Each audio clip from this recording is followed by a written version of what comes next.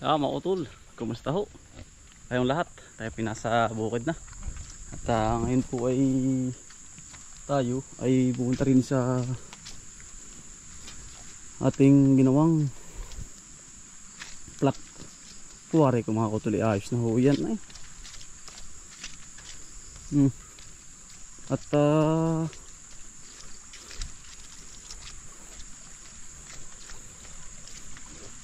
matigas-tigas na rin siguro. Testingan natin mga kuto. At pakalakas po ko nung makaluwa ng baha dito. May gipot lumit-liit na oh. Ay, minsan ay ho. Pagkalakas. Ay, wari kay ari na. Kapag natutuntungan ng mga kautol, ay ayos na yan. Ay, wari kay ari na.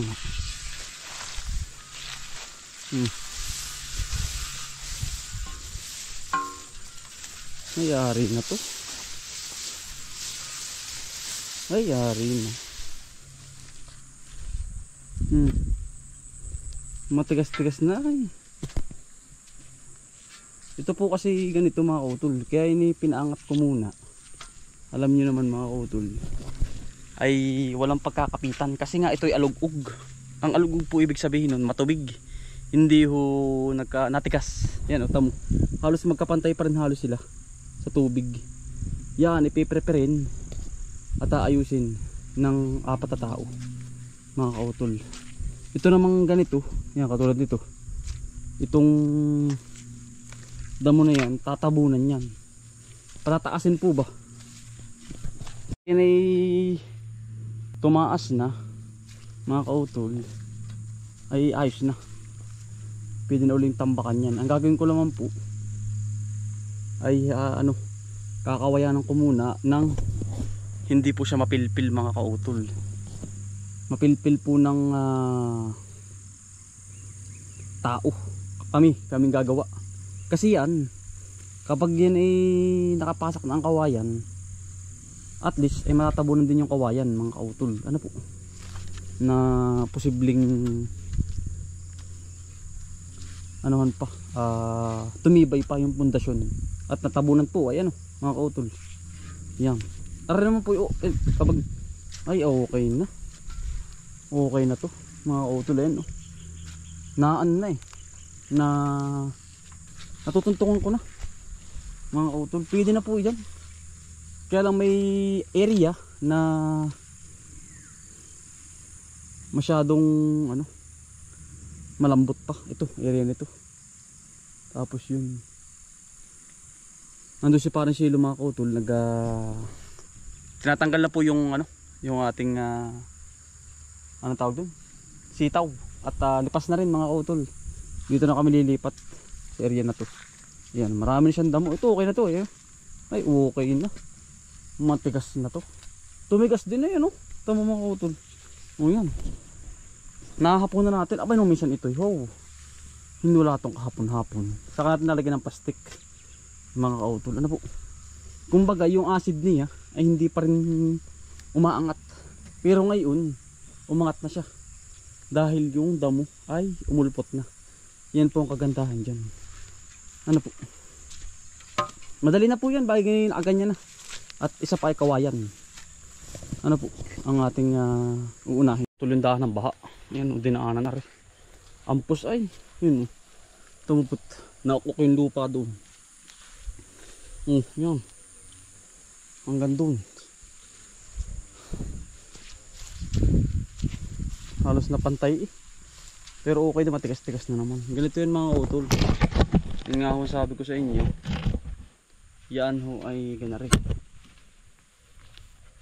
Pero matigas na naman mga kautol din. Ito ay aayusin ng ganito. Isasampa na uli pagkalagay ng kawayan. Yan, ititrim po ba? Gaganyan. Para ang naging resulta nun mga kautol ganari. Ito ho ay pinakang patibay natin. Itong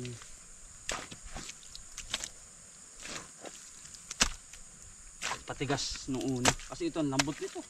Kung makikita nyo po yung unang video natin, lambot. Papataasin.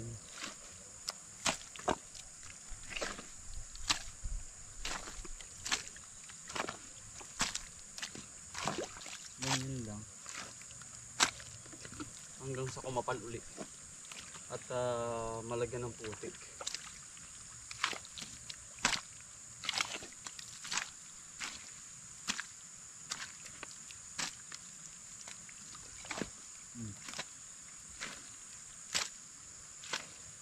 Mas madali ngayon. Kasi may patigas na ho. Pero unahin po namin ay kawayan. Maganda na siya. May kakapitan na eh. Alam mo po. Di ba ho mga utol? Ganda oh.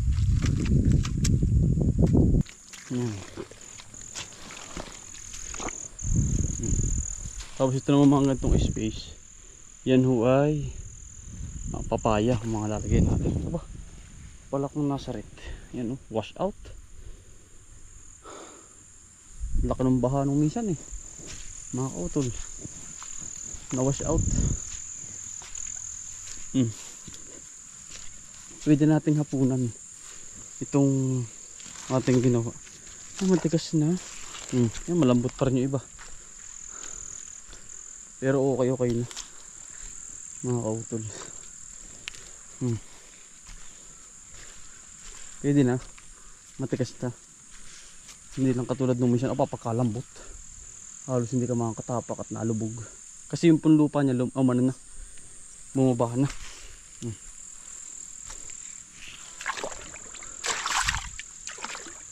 Tama po.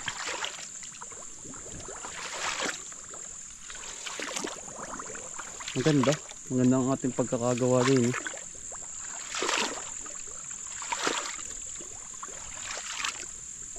Talagang nakaano tayo. Aba yun. Aba. May hito mga kautol eh. Hito. Ba may hito mga kautol. Ba hito nga. Diyos ko po. Ba hito. Saan galing to? May hito po yun oh. Aray ko. Aba. Kautol yun oh. Talagang hito. Aray. Aba. Yun. Aba. Yan. Nakahito. Pagkaswerte natin. Ay. Laka ng tibo mga kautol yan. Aba. Mayroon pang isa. Yun. Papakalaki na rin ako rin. Yun oh. Yan. Aba. Pagkalaki na rin mga kautol. Dala ng baha. Yan. Aba. May pagkalaki. Mga kautol oh. Bahay pagkaswerte natin. Mayroon pa mga kautol oh. Laki yun oh. Aba. Tatlo. Nakadala tayong tatlo oh. Dala ng bahayaan. Aba. Sinuswerte nga naman mga kautol ay talagang suswertihin ka talaga. 3 piraso. Aba. Ayan pong ganyan inaahon talaga ay mga kautol ay. Amusin ay. Sa patalunan. Yan sa mga ganyang ilog na malaki. Kasi bumaha nung minsan. Ay ngayon naman tayo bumaba rito. Ayan. Para ko anod. Oh. Anod. Yan. Hito. Yeah. 3. Napagkakaswerte natin mga kautol. Arlaan po ang. Pagkaswertehin ka po sa. Matay po itong isda dito ay. Ayun, nakadali tayong hito, tatlo. Nalusog. Swerte mga utol. At nakadali tayong pang dilhin siya, pang ulamin. Ay talagang ang lalaki pa mga utol. Hito. Aba ay meron pa din eh. Wala na, kala ko meron pa eh. Ay yung pala yung lungga mga kautol eh. Baka lungga ng asa. Huwag natin hamakin. Tinabi na yung hito at dalag. Pang ulam pong hapunan yan ay pwedeng pwede. O piprito ko mamaya. Iya. Yung po dala ng baha. Yung ganyan. Ay ang laki po niya na eh. Minsan wash out yan eh. Nalagublob. Awas yun sa pinakang ano ng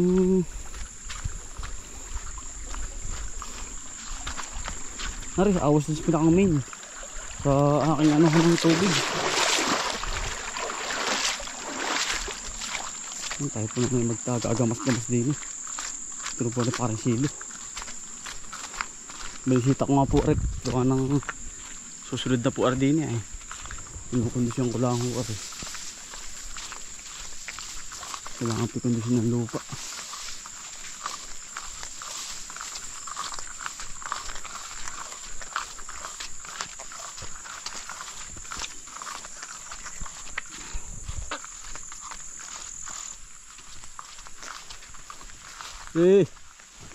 Bus, parang silo.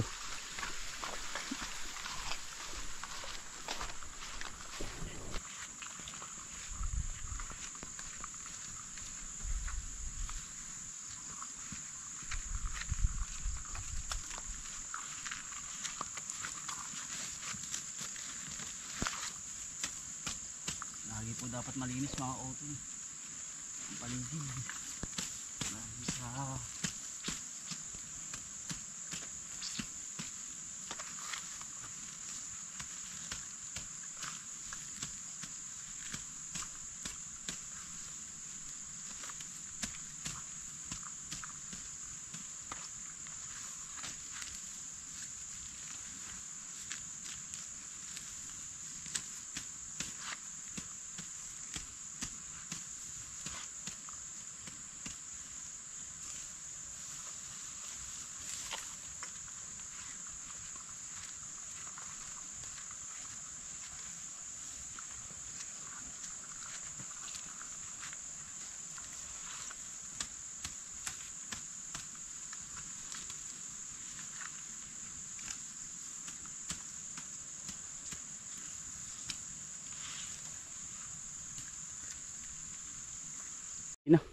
itong wala na rin naman po. Wala na rin ano para silo.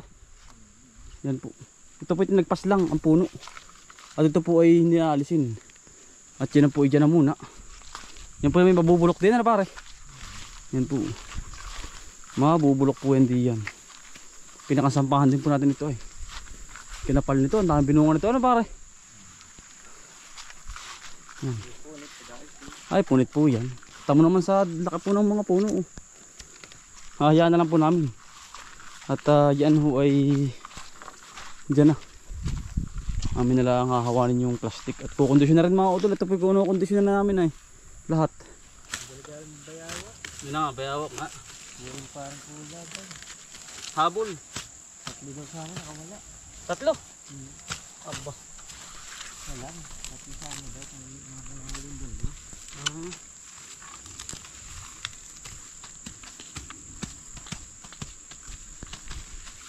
Wala ka ng puno ay. Ano pare? Puno ng ano eh. Laki.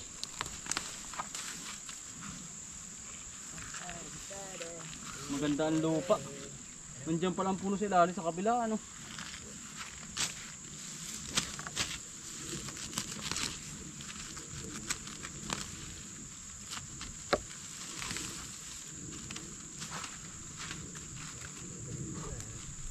Ganda ng lupa oh. Buwaghag ay. Hindi na i-spray pare. Ito. Kaya naganda ng ganyan.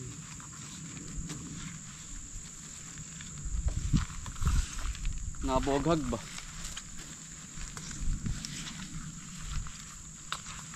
Kasi kapag ito yung na-spray mo, nasisira na pati ang lupa. Nagkaka-acid ba?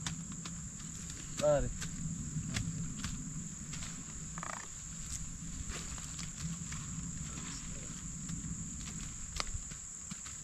Matititi at putol.